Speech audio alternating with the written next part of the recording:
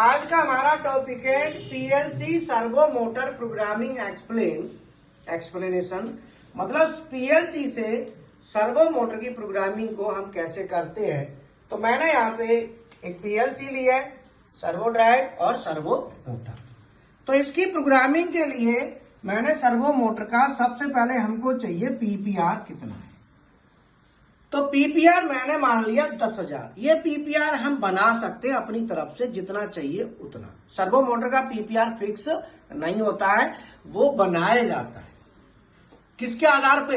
Encoder के आधार पे। तो सर्वो मोटर के साथ जो एनकोडर लगा होता है वो एनकोडर के हिसाब से पीपीआर बनता है। तो यहां पे मान लो मैंने लगा दिया एनकोडर, ठीक है।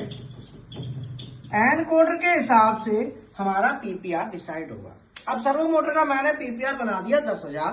मैंने क्या करा, बॉल स्क्रू और बॉल बियरिंग नट लगा दिया और एक स्लाइड बना दी।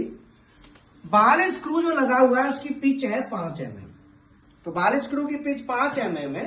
मान लो मुझे 20 mm का टोटल ट्रेवल चाहिए और जिसका फीड रेट हमें चाहिए 120 mm पर मिनट।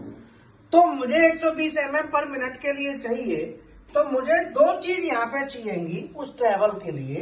एक तो चाहिएगी टोटल पल्स। तो मेरी टोटल पल्स कितनी हुई वो मुझे देखना है। तो मुझे 20 mm का ट्रेवल है।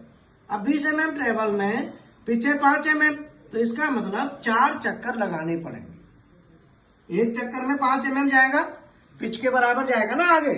तो मुझे 20 mm आगे जाना है, तो मुझे 4 राउंड कंप्लीट करने पड़ेंगे। 4 राउंड। सर्वो मोटर का पीपीआर कितना है? 10,000। तो 4 राउंड के लिए कितने पल्स हो गए?